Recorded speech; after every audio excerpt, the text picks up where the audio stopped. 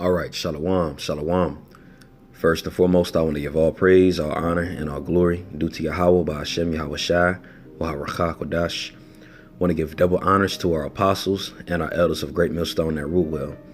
Peace and salutations and many blessings to you elect Akyam across the four winds of this earth, kicking this word in sincerity and truth. The Wadi Yahweh, by Hashem, Yahweh Shai, for putting the spirit on me to do this video. I'm the brother Sha'ar from the Great Millstone Dallas camp. And I want to go into a lesson, and it was a lesson that was done a while back, probably about 7 months ago. The brother Ainan and myself in our camp, we did a side lesson at camp one day, going into the doorkeeper, okay, and how King David had stated in Psalms 84, and I'm gonna bring the scripture out here in a second, but I'm just gonna paraphrase it real quick. How he pretty much said he'd rather be a doorkeeper to the elect than dwell in the house of the wicked. Okay, and things like this stands out. So kind of did a lesson on it back then, just comparing and contrasting a few things going into the doorkeeper and this and that. But a few days ago, I was really researching a doorkeeper. I was doing some reading, and the spirit had me really just writing my notes to look up what a doorkeeper actually is and the tasks that a doorkeeper has. Okay, because when we read these scriptures and we read about certain men that make statements like that, and just certain, I don't want to say the little things in the scriptures, but the detail within the scriptures is good to kind of go into it and really see the bigger picture that's being painted, really see what's being said through the spirit. Okay, so I wanted to look up what a doorkeeper was, and I found this quite interesting. So I have something pulled up, and I'm going to just read from it. Okay, and it goes into what a doorkeeper is. All right. It says the gates of an oriental city, and Lord willing, I'll post this website here within the description box, so you brothers can, if you want to, go into it as well. But it says the gates of an oriental city and of the temple courts so closely resemble the door of the house that the same Hebrew word was used for doorkeeper and gatekeeper. So a doorkeeper and a gatekeeper are ultimately the same things. All right. It is often translated by the less definite word porter in the pre-exilic writings. Okay, and when you go into the pre-exilic writings, that pretty much is just going into the writings before Israel was exiled out of Jerusalem and into Babylon. Okay, that's why it refers to 2 Samuel chapter 18 verse 26 and 2 Kings 7, 10, and 11. And those are just references going to what a porter is. And for the brothers that don't know what a porter is, porters were the ones, they pretty much, you had different types of porters, but one in particular, pursuing to 2 Kings 7, 10, and 11, is going to one who had kept watch over the city, over the door that entered into the city. And you had multiple porters. Okay, couldn't anybody just get let into the city of Jerusalem or the city of Samaria. Okay, a porter had to be right there. Porters were the ones they were the gatekeepers. They had the keys to get into it. Okay, that was given unto them. It was entrusted unto them to allow whoever needed to go out of the city could go out, and whoever needed to be let in the city could be let in. Okay, they had a very important, honorable role. All right. So it says reference is made to porters at the gates of the cities, Mahanaim and Samaria. In these early writings, these also mention a small number of keepers of the threshold of the temple, whose duties include the gathering of the money from the people for temple purposes and the care of sacred vessels. Okay, so the keepers of the temple thresholds were the Levite priests, who were keepers of the house, who were watchers or gatekeepers of the house of the Lord, okay, of the temple of the Most High. Okay, they stood outside of the door, and they had certain tasks while they were in there. All right, they had certain tasks, things to watch over, but mainly they had to watch the door, because again, certain people were only allowed inside. Okay, now I got some precepts that I do want to bring out. Okay, and that's actually written down on here as well. But I'm gonna pull up 2 Kings chapter 12, verse 9 and 11. So bear with me one sec, Baba Kashaw. All right, so when you read it here in 2 Kings chapter 12, verse 9 and 11, it is just giving a reference to what a gatekeeper is, or a keeper of the house. Because when you go into the word keep, the word means to guard or to watch. Okay. So when you go into it in 2 Kings chapter 9, chapter 12, I'm gonna start at verse 9. It says, but Jehoiada, the priest, took a chest and bore a hole in the lid of it and set it beside the altar on the right side as one cometh into the house of the Lord.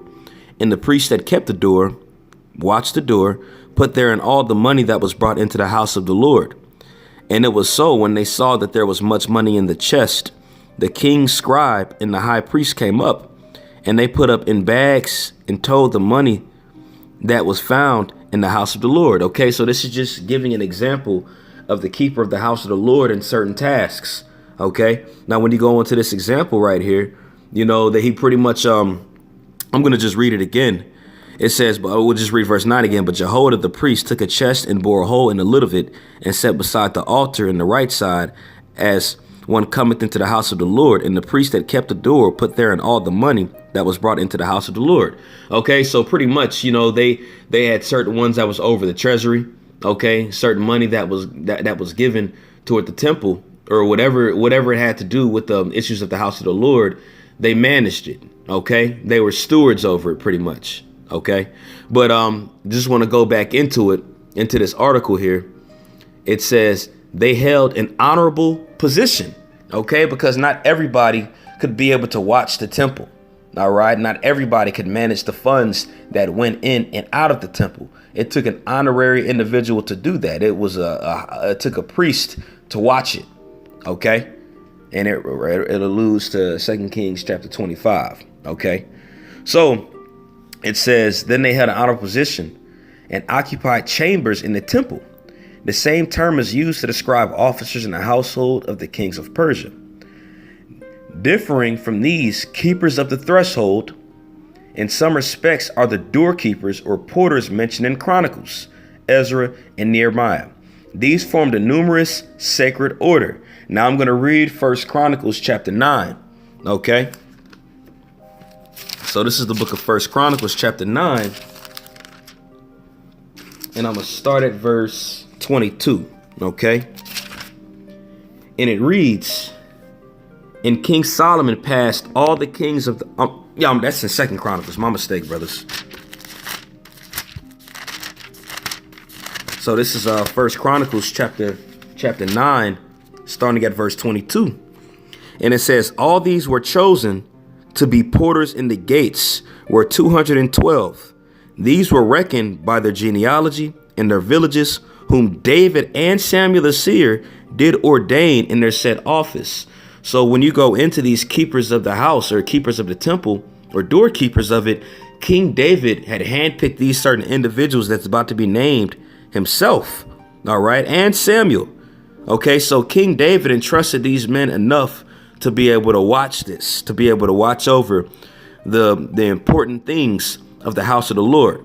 OK, verse 23 says, so they and their children had the oversight of the gates of the house of the Lord, namely the house of the tabernacle by inwards.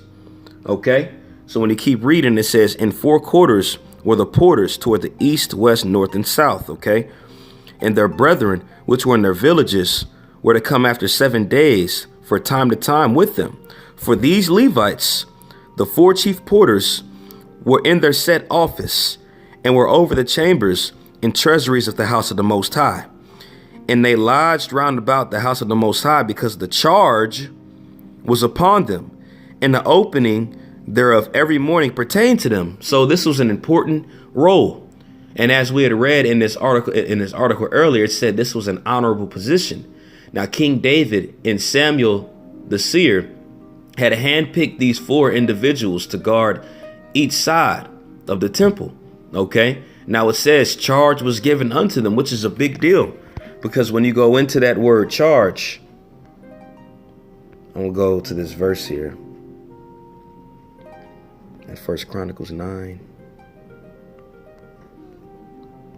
OK, so when you go into that word, charge, let's see here. Salaki, give me 1 second.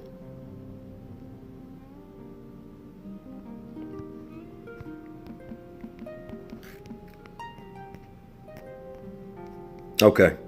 So when you go into that word charge, within this particular verse here, that word there is Allah. And it says, upon, on the ground of, according to, on account of, on behalf of, concerning. Hold on, let me see here. Let me find a good one.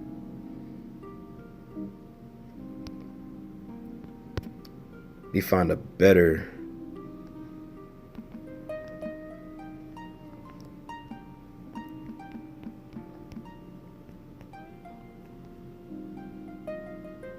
All right. Because when I was researching it yesterday, and this is for the brothers that might not know exactly what charge is, but it says mashmarath, okay? And it says guard, charge, function, obligation, service, or watch. Okay, so this was given to them. This wasn't just given to anybody. It was certain ones in particular. Okay, it says to watch. It says guard, house of detention or confinement, keeping, preserving. Okay, charge, injunction, office. So this was their office. This was the job that they had. Okay, their job was given to them was to guard the important things pertaining to what is inside of the temple. Okay, to not only guard the important things within the temple, but also too in regards to what goes in and what comes out, who goes in.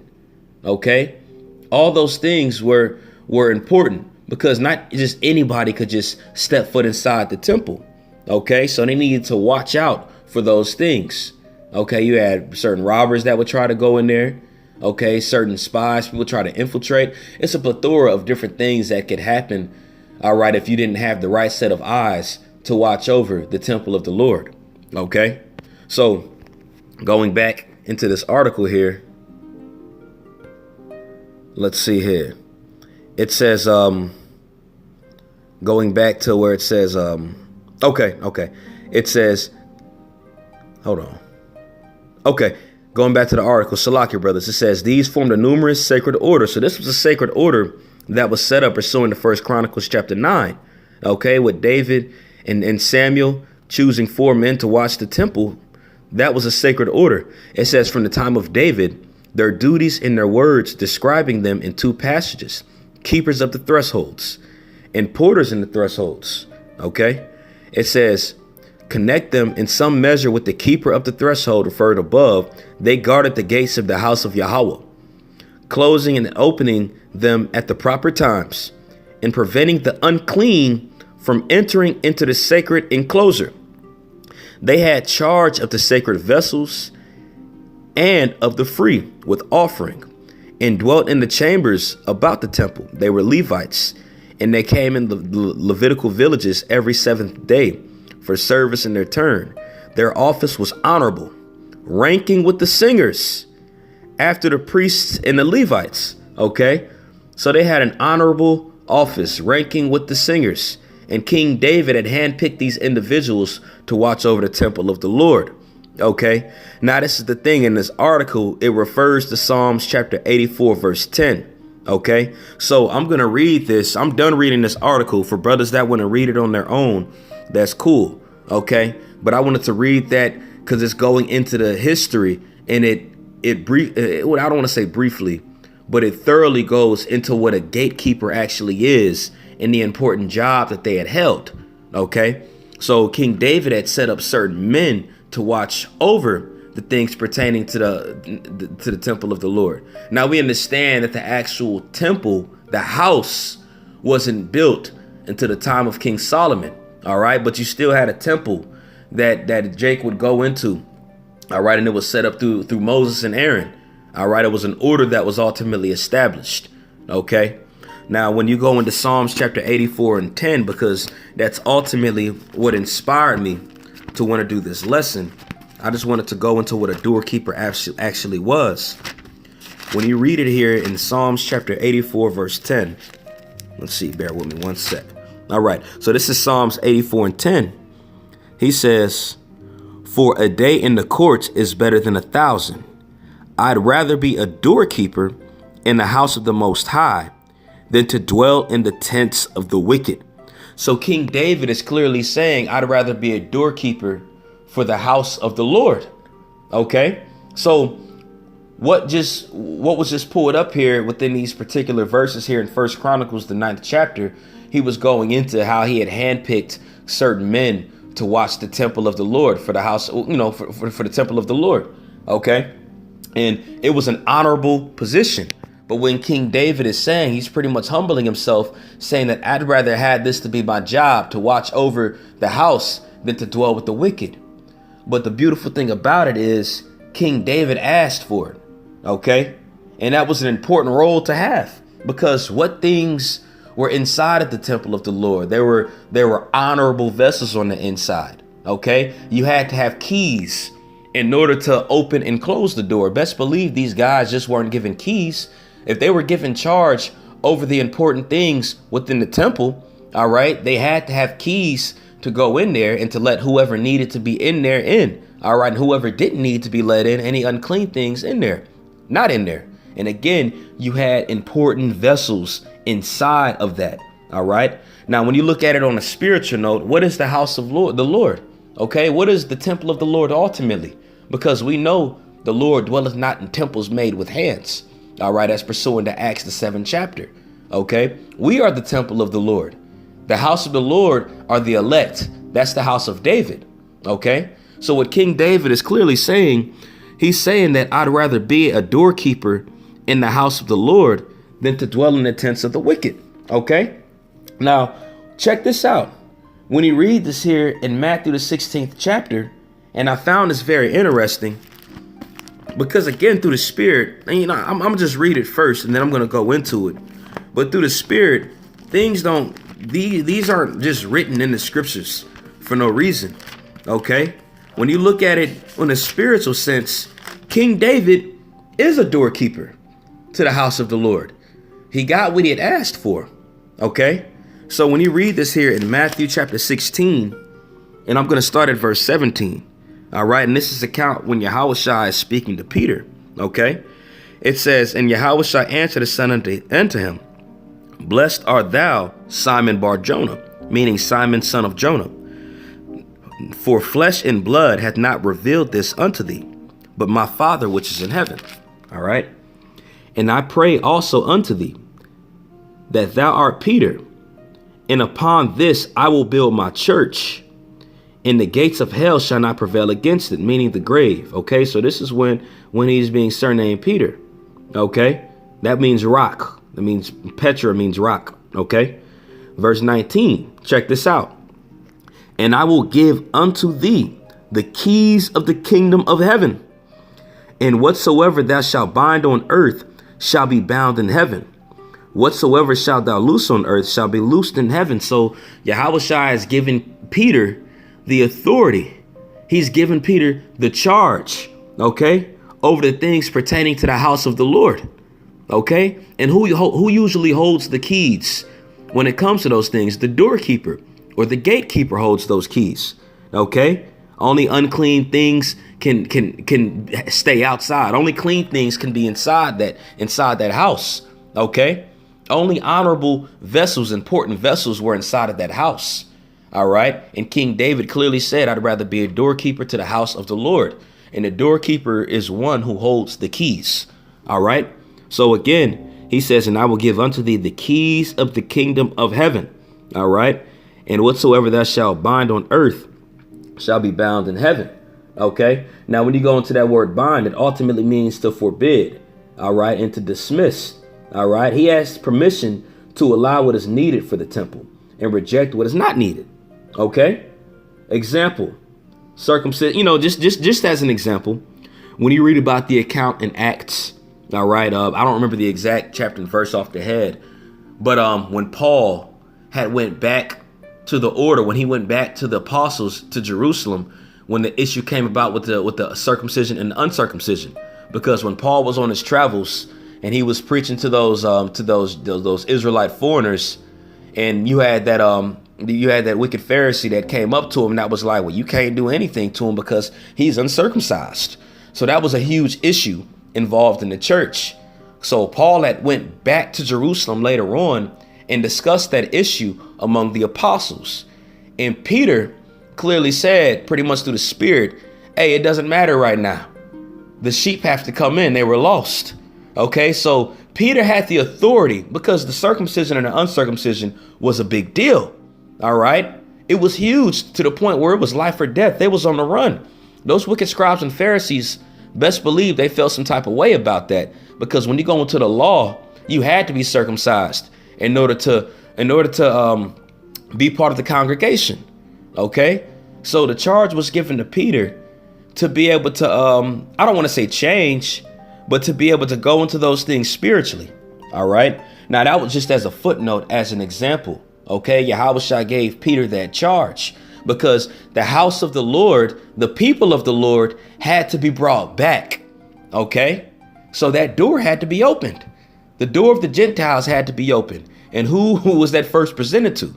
It was presented to Peter within Acts the 10th chapter with Cornelius and those in the men of his band that went to see him. All right. When he was in when Peter was in Joppa. All right. When he was lodging with Simon the tanner. OK, so going into these things, this importance and it's obvious when you look at it, how this charge was given to Peter. And that was an important role to have. OK, now what I want to do is I want to pull up this word keys here, pursuing to Matthew the 16th chapter. OK, because when I was reading it, it was very interesting when I was going into it. OK, so when you go into that word keys, the word is kleis in the Greek. OK, Strong's G 2807 kleis. OK, so it says a key. Since the keeper of the keys has the power to open and to shut. Now, what can be open and shut? A door. OK, Yahushua said, Peter, I give you the keys so you can bind and let loose, so you can open and shut. What opens and shut again? A door opens and shuts. Through the Spirit, who is Peter? That's King David. We understand that through the Spirit that that's King David. It's obvious now. All right. Oh, I'm not saying now because of the lesson. That's stuff that we've been going to. OK, but clearly that is a clear sign or a clear clue within the scriptures to show you that that's King David. OK, because King David, what is the house of David? OK, the house of David are the elect. And who was over the house of David? That's Peter. OK, that's Peter. Ultimately, that's the temple of the Lord. OK, also, I wanted to make this point as well, because before I go into this with keys, when you go into the sacred vessels that was inside of the temple of the Lord, you look at it on a spiritual note, on really what the temple of the Lord is. Sacred vessels are in there, man. All right. And those are the elect men. OK, and I'm going to pull up a quick precept and I'm going to go back into this example here of keys. But here's 2 Timothy chapter 2. And I'm going to jump down to verse 21. OK, it says, if a man therefore purge himself of these, he shall be a vessel unto honor. Now, when you go into the temple of the Lord, there were honorable vessels within that. OK, so when Paul is writing this letter unto Timothy, ultimately, he's moved through the Spirit, because he's clearly saying if we purge ourselves, we'll be vessels unto honor. But the elect are ones that are purging themselves on this side. So those are the vessels of honor. And only honorable vessels will be allowed in the temple of the Lord. OK, in the house of David. The elect are those honorable vessels spiritually.